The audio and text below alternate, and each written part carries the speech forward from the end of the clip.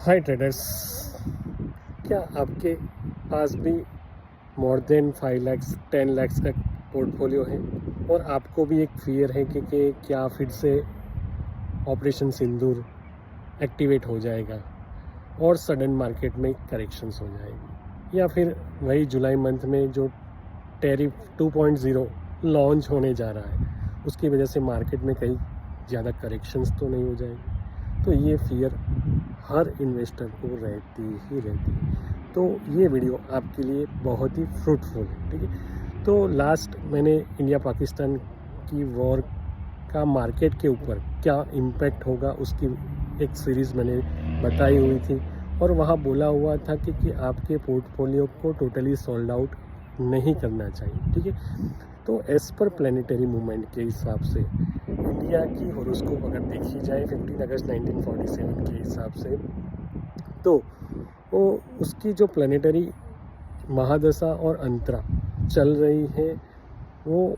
After September के बाद Mars की दैया चलेगी, ठीक है। ऐसा ज़रूरी नहीं होता, जो 7 साल की मार्स की दैया है तो और मार्स आद्रा नक्षत्र का है, मगर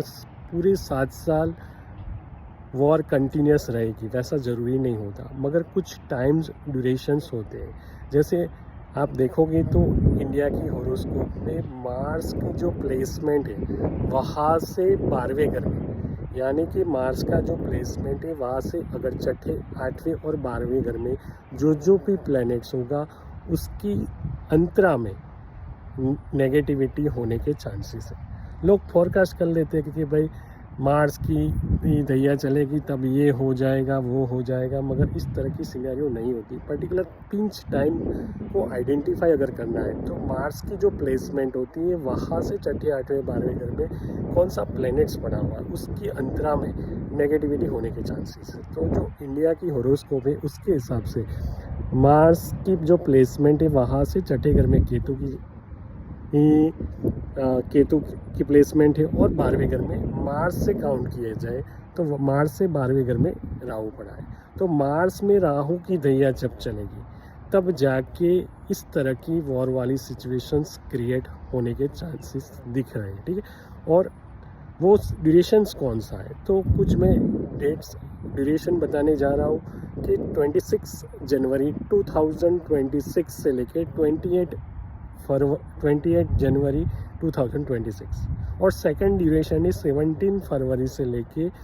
1 मार्च 2026। इस ड्यूरेशंस में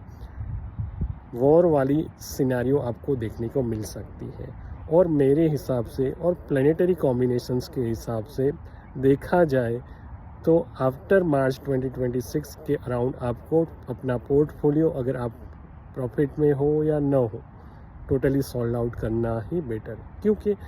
जो भी कंडीशंस बन रही एनएससी की लिस्टिंग डेट के हिसाब से भी उसकी क्रॉस चेक करने की कोशिश करें। तो जो एनएससी की लिस्टिंग डेट है उसके हिसाब से भी जब 2008 में केतु की लत्ता उसके 9th नक्षत्र पे लगी थी, हमेशा राहु एंड केतु की लत्ता 9th नक्षत्र पे लगती है अगर आप एसबीसी जानते हो तो 2008 में जो सिनारियो बना था केतु की लत्ता जब जाके 9th नक्षत्र पे लगी थी मई 28 से लेके दिसंबर 28 के बीच में 2008 के बीच में, तो वैसे ही सिनारियो एनएससी की लिस्टिंग डेट के हिसाब से केतु की जो ट्रांजिशन 9th नक्षत्र से हो रही है मार्च 26 से लेके मार्च 27 के बीच में, तो उस पर्टिकुलर ड्यूरेशंस पे करेक्शन होने के चांसेस है। और इंडिया की हॉरोस्कोप के हिसाब से भी देखा जाए तो ये ड्यूरेशंस जो मैंने बताया जनवरी और फरवरी 2026 वहाँ एक क्रूशियल इवेंट्स होने के चांसेस दिख रहे हैं, ठीक है। और बात की जाए अपने पीएम सर की, तो पीएम सर की हॉरोस्कोप के हिसाब से भी उनका जो क्रूशियल टाइम है वो नवंबर 26 से लेके मई 27 के बीच का जो ड्यूरेशन है उनके लिए थोड़ा क्रूशियल है, तो बी केयरफुल ओके चलिए, ठीक है। और ऐसे ही फ्रूटफुल इंफॉर्मेशन और ऐसे ही नए आइडियाज़ जानने के लिए हमारे टेलीग्राम चैनल और इंस्टा चैनल को शेयर एंड सब्सक्राइब करना मत भूलिए, ठीक है दोस्तों। Thanks a lot.